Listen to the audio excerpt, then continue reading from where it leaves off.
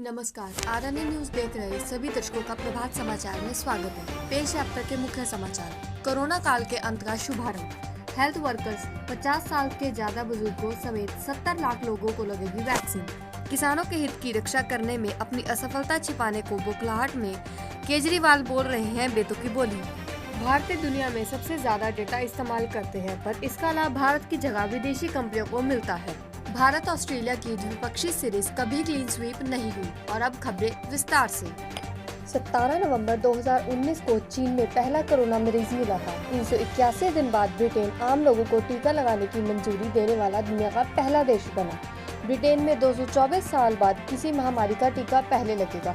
1966 में chicken pox का टीका सबसे पहले लगा था। उसके बाद से यूरोपियन देश, एशिया या अफ्रीका देशों में टीके के दुष्प्रभाव देखने के बाद यहाँ अपने पहले टीके की मंजूरी देते रहे हैं।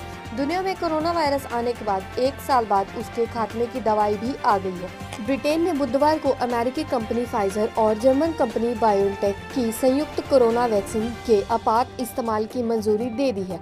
इसके साथ ही 3 ट्रायल पूरे हो चुकी किसी भी वैक्सीन को मंजूरी देने वाला ब्रिटेन दुनिया का पहला देश भी बन गया है। ब्रिटिश पीएम बोरिस जॉनसन ने कहा कि टीका जिंदगियां बचाने के साथ साथ हालत को सामान्य करने में भी मदद करेगा। यूके के स्वास्थ्य मंत्री मैट हैनकॉक ने कहा कि क्रिसमस से पहले यानी अगले हफ्ते से ही 8 लाख डोज के साथ ब्रिटेन के आम लोगों को टीका लगाना शुरू किया जाएगा। फाइजर बेल्जियम में वैक्सीन निर्माण कर रही है। वहां से नए साल तक 1 करोड़ से ज्यादा वैक्सीन डोज ब्रिटेन पहुंचाए जाएंगे। पंजाब कैबिनेट ने बुधवार को कोरोना संक्रमण से संबंधित कई अहम फैसले किए।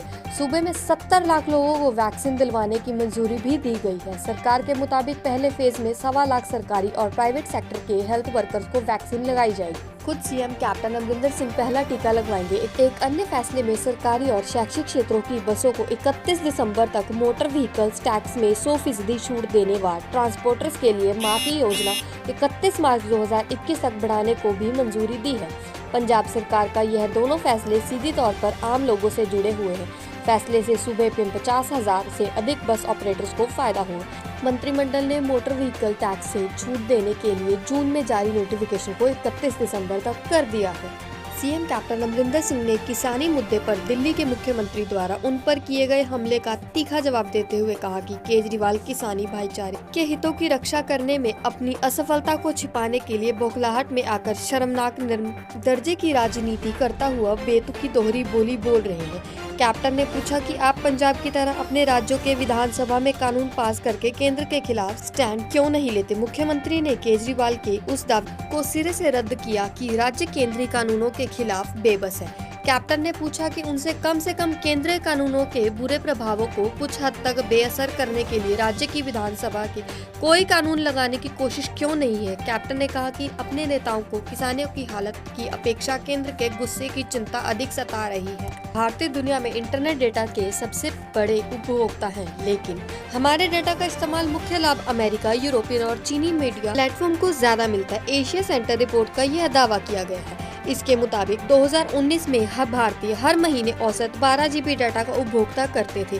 साल 2025 तक यह आंकड़ा 25 GB प्रति माह तक पहुंच जाएगा, लेकिन ये डाटा ज्यादातर विदेशों में होस्ट किया गए सर्वर पर खर्च होते हैं।